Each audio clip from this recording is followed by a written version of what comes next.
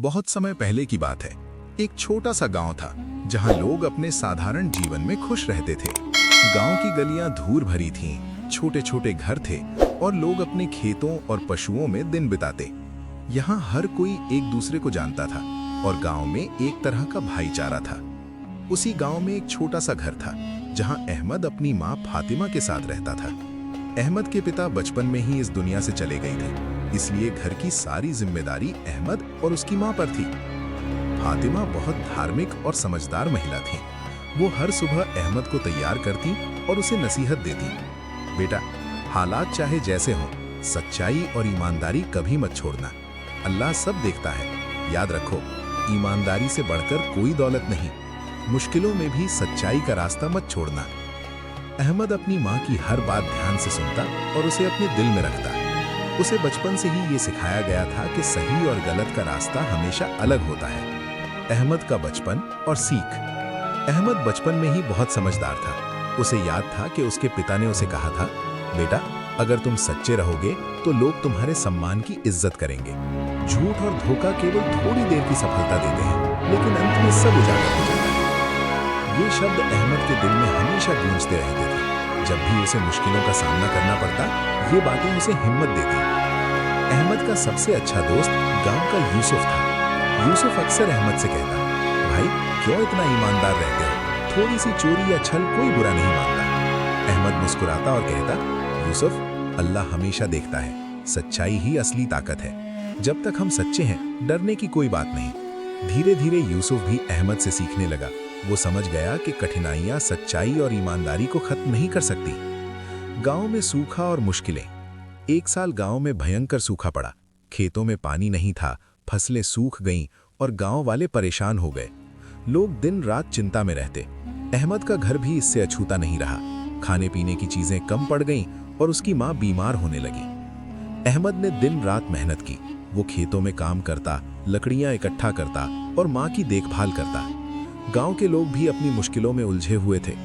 एक दिन गांव में अजीब खलबली मची। अमीर व्यापारी हाजी करीम गांव में आए। उनके पास अनाज के बड़े बड़े गोदाम थे।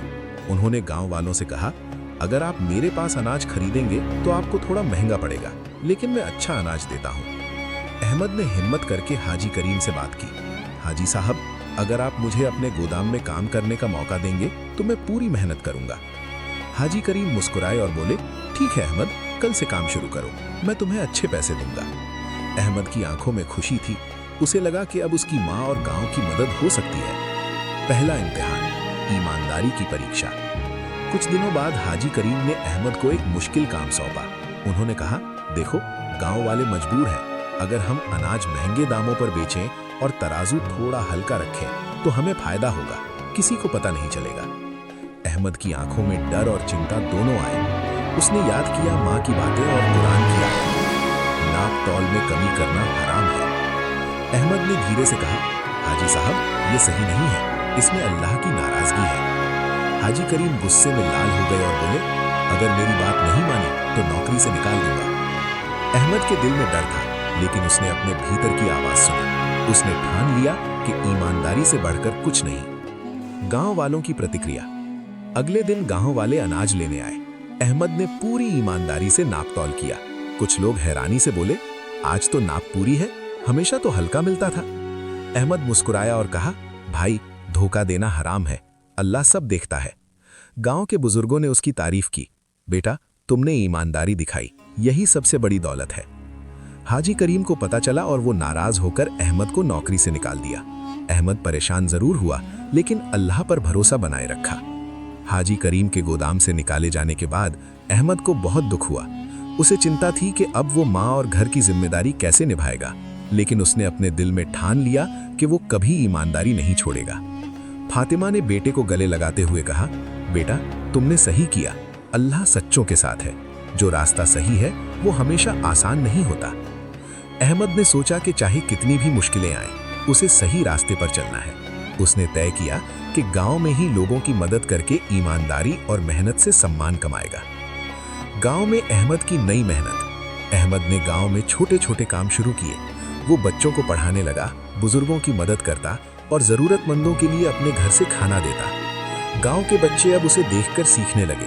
यूसुफ भी अहमद के साथ काम करने लगा। यूसुफ ने कहा, भाई, तुम्हारी मेहनत देखकर मुझे भी सीखने का मन होता है। मैं भी ईमानदारी से काम करना चाहता हूँ। अहमद ने मुस्कुराते हुए कहा, देखो यूसुफ, कठिनाइयाँ हर किसी के सामने आती हैं, लेकिन सही रास्ता छोड़ने से कभी फायदा नहीं होता। मेहनत और सच्चाई हमेशा फल देती है। धीरे धीरे गांव वाले अहमद की मेहनत और ईमानदारी को पहचानने लगे। उसकी मिसाल बच्चों, युवाओं और बुजुर्गों के बीच फैलने लगी। एक और परीक्षा, गांव वालों की मदद। एक दिन गांव में बुखार और बीमारी फैल गई। लोग परेशान हो गए। अहमद ने तय किया कि वो हर किसी की मदद करेगा। उसने अपने पास जो दवाइयाँ और खाना था वो बांटना शुरू किया। कुछ लोगों ने कहा, अहमद, तुम इतने मुश्किल समय में भी ईमानदारी और मेहनत दिखा रहे हो। हम सभी को तुमसे सीखना चाहिए। अहमद ने कहा, सच्चाई और मदद करने का रास्ता कठिन हो सकता है, लेकिन अल्लाह हमेशा हमारी मदद करता है। हाजी करीम की जलन और चुनौती। हाजी करीम ने देखा कि अहमद गांव में लोगों के बीच कितनी इज्जत पा चुका है। उसने सोचा, मैंने उसे नौकरी से निकाल दिया, लेकिन वो अब भी सम्मान पा रहा है। ये सही नहीं है। हाजी करीम ने गांव वालों को भ्रमित करने की कोशिश की। उसने कहा, अहमद से सीखना ठीक नहीं है, वो गरीब है, उससे कुछ न सीखो। लेकिन गांव वालों ने उसे गंभीरता से नहीं लिया। अहमद की सच्चाई और मेहनत ने लोगों के दिलों में उसकी जगह बना दी थी। हाजी करीम की चालाकियां अब काम नहीं आ रही थीं। अहमद का अल्लाह पर भरोसा। अहमद ने सोचा, अगर अल्लाह मेरा साथ है तो कोई भी मुश्किल मुझे रोक नहीं सकती। ईमानदारी ही मेरा रास्ता है। वो दिन रात मेहनत करता, बच्चों को पढ़ाता, गांव वालों की मदद करता और दूसरों के लिए मिसाल बनता। उसकी मेहनत ने गांव में बदलाव लाना शुरू कर दिया। गांव में अब खुशहाली थी। बच्चे पढ़ रहे थे, लोग भाईचारे में रहते थे और हर किसी के दिल में ईमानदारी और नैतिकता का सम्मान था। गांव में अपनी मेहनत और ईमानदारी से सम्मान पाने के बाद अहमद का नाम अब शहर के व्यापारियों तक पहुंच गया। एक दिन गांव से गुजर रहे काफिले के सरदार ने गांव वालों से पूछा, गांव में सबसे ईमानदार और भरोसेमंद कौन है? गांव वालों ने बिना हिचकिचाहट कहा, अहमद। सरदार ने अहमद को शहर आने का प्रस्ताव दिया। हमारे व्यापार का हिसाब किताब संभालने के लिए तुम्हारे जैसे ईमानदार आदमी की जरूरत है। क्या तुम हमारे साथ आओगे? अहमद ने मुस्कुराते हुए कहा, अगर अल्लाह की मदद रहे तो मैं तैयार हूँ। शहर में संघर्ष और सफलता। शहर में अहमद ने अपने काम की शुरुआत की। वो दिन रात मेहनत करता, हर लेन देन को ईमानदारी से पूरा करता और अपने साथ गांव के कुछ लोगों को भी लेकर आया। शुरुआत में लोगों ने अहमद को मजाक में लिया। बड़े व्यापारी कहते, ये छोटा लड़का क्या कर पाएगा? लेकिन अहमद ने हर काम ईमानदारी और मेहनत से किया। धीरे धीरे उसके काम की गुणवत्ता और भरोसा शहर भर में फैल गया। लोग कहते, अहमद जैसा ईमानदार और मेहनती आदमी बहुत कम मिलता है। गांव में बदलाव। शहर में सफलता पाने के बावजूद अहमद ने गांव को नहीं भूला। उसने गांव में स्कूल खोले, बच्चों की पढ़ाई का इंतजाम किया, बुजुर्गों और जरूरतमंदों की मदद की। गांव के बच्चे अब स्कूल जाने लगे, बुजुर्ग खुश रहने लगे और गांव में भाईचारे की भावना बढ़ी। अहमद की मेहनत और ईमानदारी ने पूरे गांव में खुशहाली और उम्मीद लौटा दी। यूसुफ भी अहमद के साथ शहर में काम करने लगा और उसने सीखा कि सच्चाई और मेहनत ही जीवन में सबसे बड़ा धन है। हाजी करीम का सच सामने आना। इधर हाजी करीम ने गांव में अपने चालाक तरीकों से समय तक लाभ उठाया, लेकिन धीरे धीरे उसके झूठ और धोखे का सच सबके सामने आ गया। सरकारी जांच में उसकी नाप तौल की चालाकी पकड़ी गई और उसकी दौलत और इज्जत दोनों खत्म हो गई। हाजी करीम शर्मिंदा होकर अहमद के पास आया और कहा, मैंने गलत किया, तुम सही थे। अहमद ने मुस्कुराते हुए कहा, गलती इंसान से होती है, लेकिन अल्लाह माफ करने वाला है। ईमानदारी और सच्चाई का रास्ता कभी खाली नहीं रहता। अहमद की मिसाल और प्रेरणा। अहमद की कहानी पूरे शहर और गांव में फैल गई। लोग उसकी मेहनत और ईमानदारी से प्रेरित हुए। उसने ये सिखाया कि कठिनाइयां आती हैं, लेकिन सच्चाई और ईमानदारी हमेशा जीतती हैं। जो अल्लाह पर भरोसा करता है, उसकी मदद हमेशा होती है। समाज में बदलाव लाने के लिए छोटे छोटे अच्छे काम भी बहुत बड़ी ताकत बन सकते हैं। गांव में अब खुशहाली थी। बच्चे पढ़ रहे थे, लोग भाईचारे में रहते थे और हर किसी के दिल में ईमानदारी और नैतिकता का सम्मान था।